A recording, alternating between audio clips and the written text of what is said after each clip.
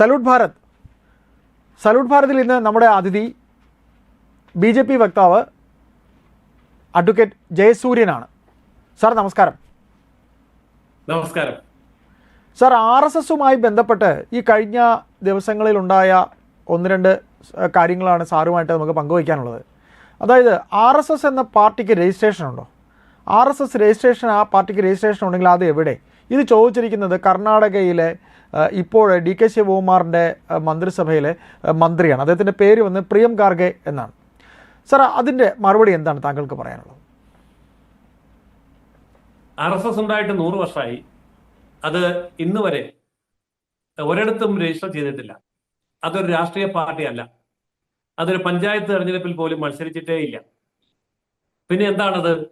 അതൊരു ട്രസ്റ്റ് അല്ല, അതൊരു സൊസൈറ്റി അല്ല, അതൊരു ക്ലബ് അല്ല, അതൊരു കമ്പനി അല്ല, അതേതെങ്കിലും മതസംഘടനയോ സമുദായ സംഘടനയോ അല്ല.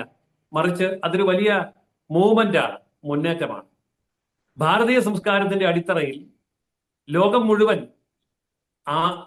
അതിൽ ആമക്തമാകണമെന്ന് ആഗ്രഹിക്കുന്ന, അതിനുവേണ്ടി ആദ്യമായി ഭാരതം എന്ന രാജ്യം അതിന്റെ പരമവൈഭവത്തിലെത്തണം എന്ന് ആഗ്രഹിക്കുന്ന ഒരു വലിയ മുന്നേറ്റത്തെയാണ് RSS എന്ന് വിളിക്കുക.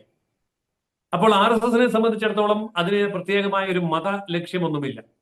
RSSൽ മുസ്ലിങ്ങളുണ്ട്, ക്രിസ്ത്യാനികളുണ്ട്, എല്ലാവരും ഉണ്ട്. അപ്പോൾ ഭാരതത്തിൽ ജനിച്ച ആസേത് ഹിമാചലമുള്ള മുഴുവൻ മനുഷ്യരും ഈ ഹിന്ദുസ്ഥാനിലെ മക്കളാണ്, ഒരമ്മയുടെ മക്കളാണ്, അവരൊക്കെ ഹിന്ദുക്കളാണ്. ഇതാണ് RSSന്റെ കാഴ്ചപ്പാട്. പലരും പറയാറുണ്ട് RSS ഹിന്ദുരാഷ്ട്രം സ്ഥാപിക്കാൻ പോകുന്നു എന്നൊക്കെ. ഇത് ഹിന്ദുരാഷ്ട്രമാണ്, പ്രത്യേകിച്ച് സ്ഥാപിക്കേണ്ട കാര്യമൊന്നുമില്ല. അപ്പോൾ പ്രത്യേകിച്ച് ഹിന്ദുരാഷ്ട്രം സ്ഥാപിക്കാതെ ഇത് ഹിന്ദുരാഷ്ട്രം തന്നെയാണ് എന്ന് തിരിച്ചറിയാനും ഇവിടെയുള്ള മുഴുവൻ പേരെയും, അത് നിരീശ്വരവാദികളാണെങ്കിലും കമ്മ്യൂണിസ്റ്റുകാരാണെങ്കിലും അതുപോലെ ക്രിസ്ത്യാനിയോ മുസ്ലിമോ ഹിന്ദുവോ ബുദ്ധനോ ജൈനനോ പാഴ്സിയോ ഇനി മതമില്ലാത്തവരോ ആരുമായാലും അവരെയൊക്കെ ഭാരതാംബയുടെ മക്കളെന്ന് കാണാൻ ആഗ്രഹിക്കുന്ന ഒരു വലിയ മുന്നേറ്റമാണ്, വലിയ മൂവ്മെന്റ് ആണ് RSS. അതുകൊണ്ട് തന്നെ അതിന് ഒരു രജിസ്ട്രേഷൻ ആവശ്യം പോലുമില്ല, ആഗ്രഹിക്കുന്നുമില്ല. കാരണം ഞാൻ ചോദിക്കട്ടെ, സനാതന ധർമ്മത്തിന് രജിസ്ട്രേഷൻ ഉണ്ടോ?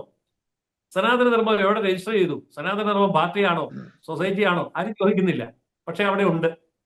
നമ്മുടെയൊക്കെ കുടുംബത്തിന് രജിസ്ട്രേഷൻ ഉണ്ടോ? നമ്മളൊരു കുടുംബത്തിലെ അംഗമാണ്, രജിസ്ട്രേഷൻ ഉണ്ടോ? ഇല്ല. അതുപോലെ തന്നെയാണ് RSSന്റെ ചുമതലക്കാരെ നിശ്ചയിക്കുന്നത്. അവിടെ ഒരു വോട്ടെടുപ്പും തെരഞ്ഞെടുപ്പും മത്സരവും ഒന്നുമില്ല. നമ്മുടെ ഒരു വീട്ടില് അച്ഛനെ തെരഞ്ഞെടുക്കുകയല്ല, അമ്മയെ തെരഞ്ഞെടുക്കുകയല്ല, മാതാപിതാക്കളും അതുപോലെ തന്നെ അമ്മാവനും അമ്മായി മരുമക്കളും മക്കളും സഹോദരി സഹോദരന്മാരും ഒന്നും നിയമത്തിനനുസരിച്ച് ഭരണഘടനാപരമായി വോട്ടെടുപ്പ് നടത്തി തിരഞ്ഞെടുത്തുണ്ടാകുന്ന സ്ഥാനങ്ങളും ചുമതലകളുമല്ല. അതുപോലെ സനാതന ധർമ്മത്തിന്റെ ഒരു വലിയ മൂവ്മെന്റ് ആയി നിൽക്കുന്ന RSSനെ സംബന്ധിച്ചിടത്തോളം അതിനൊരു സംഘടനാ രൂപം ആവശ്യമില്ല എന്ന് അവർ തന്നെ തീരുമാനിച്ചിട്ടുണ്ട്. RSSന് ഈ പറഞ്ഞ ഏതെങ്കിലും ഒരു ചട്ടക്കൂടിനകത്ത് ഒതുക്കാൻ സാധിക്കുകയുമില്ല. അപ്പോൾ അങ്ങനെയുള്ള ഒരു പ്രസ്ഥാനത്തിനോടാണ് രജിസ്ട്രേഷൻ ഉണ്ടോ എന്ന് ചോദിക്കുന്നത്.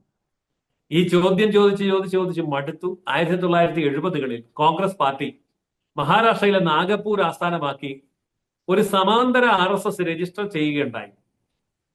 ആ RSSന്റെ ഇപ്പോഴത്തെ അവസ്ഥ എന്താണെന്ന് ഒന്ന് ചോദിക്കണം, ഈ ചോദ്യം ചോദിക്കുന്ന പ്രിയം ഖാർഗെയോട്.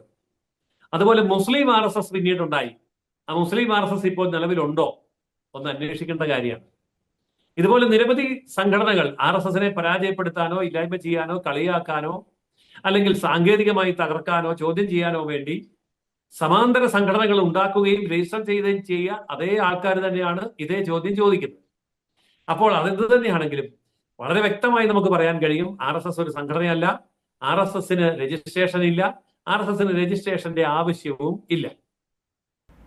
സാർ, അപ്പോൾ ഒരു സംശയം ഉണ്ടാവുന്നത്, അതായത് നമ്മുടെ മഹാത്മാഗാന്ധിയുടെ മരണം, അദ്ദേഹത്തിനെ വെടിവെച്ച് കൊല ചെയ്യുകയാണ് ചെയ്യുന്നത്. ആ സമയത്ത് RSS നിരോധനം ഉണ്ടായിരുന്നു. അതിനുശേഷവും ഒന്ന് രണ്ട് ഇൻസിഡൻറ്റുകൾ ഉണ്ടാകുമ്പോൾ RSSന്റെ മേൽ RSS എന്ന് പറയുന്ന രാഷ്ട്രീയ സ്വയം സേവക സംഘത്തിൻ്റെ നിരോധനം ഉണ്ടായിരുന്നു. അപ്പോൾ അങ്ങനെ നിരോധനം ഉണ്ടായ ഒരു പാർട്ടിയല്ലേ? അതേക്കുറിച്ച് എന്താണ് സാർ പറയാനുള്ളത്? RSSന് ഗാന്ധി വധത്തിൽ യാതൊരു പങ്കുമില്ല എന്ന് ആ വധത്തെ സംബന്ധിച്ചുള്ള അന്വേഷണ കമ്മീഷന്റെ റിപ്പോർട്ടുണ്ട്, കോടതിയുടെ വിധിയുമുണ്ട്. പക്ഷെ ഇപ്പോഴും കോൺഗ്രസ് പാർട്ടി മുതൽ കമ്മ്യൂണിസ്റ്റ് പാർട്ടി വരെയുള്ളവർ ആ ഗാന്ധി വധവും RSSുമായി ബന്ധപ്പെടുത്താൻ ശ്രമിച്ചുകൊണ്ടേയിരിക്കുകയാണ്. പലരും അങ്ങനെയുള്ള കാര്യങ്ങളിൽ പ്രസ്താവന നടത്തി കേസുകൾ നേരിട്ട് മാപ്പ് പറഞ്ഞ് തടയൂരി പോകുന്നുണ്ട്. ഇതൊക്കെ ഒരു രാഷ്ട്രീയ തട്ടിപ്പ് മാത്രമാണ്.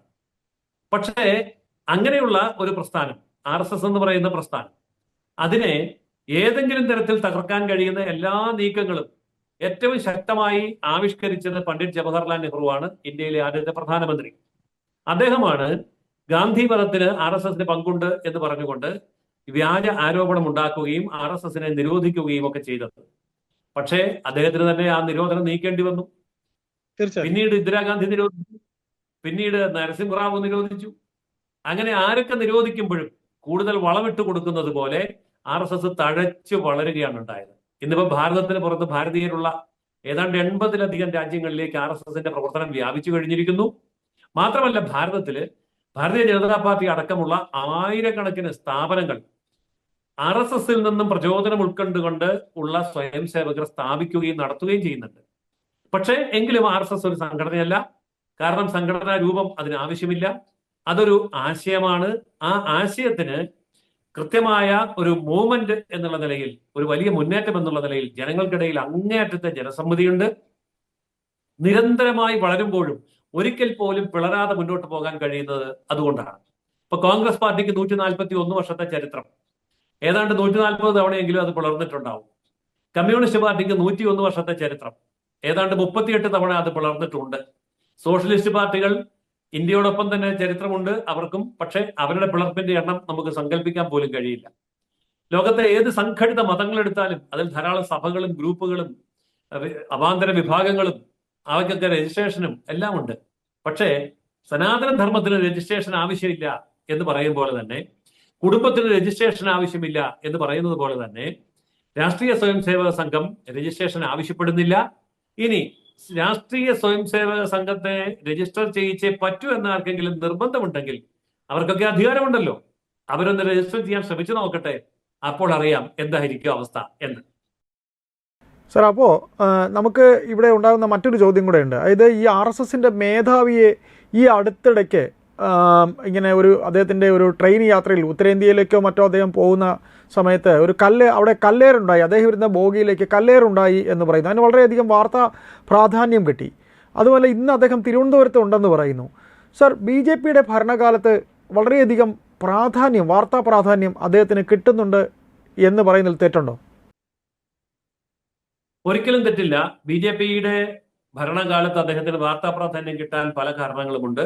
ഒന്ന്, RSSന്റെ ആശയഗതിയിൽ നിന്ന് ആവേശം ഉൾക്കൊണ്ടുകൊണ്ട് സ്ഥാപിക്കപ്പെട്ട ജനസംഘം എന്ന് പറയുന്ന രാഷ്ട്രീയ പാർട്ടിയാണ് പിന്നീട് അടിയന്തരാവസ്ഥയിൽ ജനതാ പാർട്ടിയിൽ ലയിക്കുകയും അടിയന്തരാവസ്ഥയ്ക്ക് ശേഷം ഭാരതീയ ജനതാ പാർട്ടി എന്ന നിലയിൽ സ്വതന്ത്രമായി പ്രവർത്തിക്കുകയും ചെയ്തത്.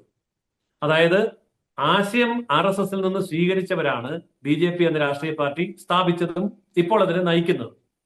അതുകൊണ്ട് തന്നെ ആയിരക്കണക്കിനായിട്ടുള്ള RSSന്റെ ആശയങ്ങൾ ഉൾക്കൊള്ള വ്യക്തികൾ, പ്രസ്ഥാനങ്ങൾ ഉണ്ടാക്കിയതിൽ ഒരു പ്രസ്ഥാനമാണ് ഭാരതീയ ജനതാ പാർട്ടി.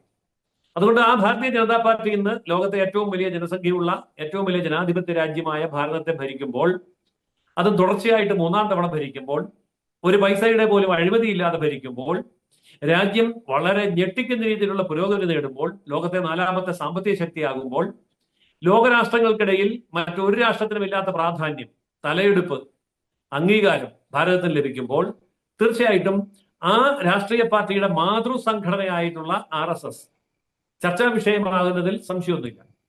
അതിൽ ചർച്ചാ വിഷയമാവുക തന്നെ ചെയ്യും, ശ്രദ്ധേയമാവുക തന്നെ ചെയ്യും.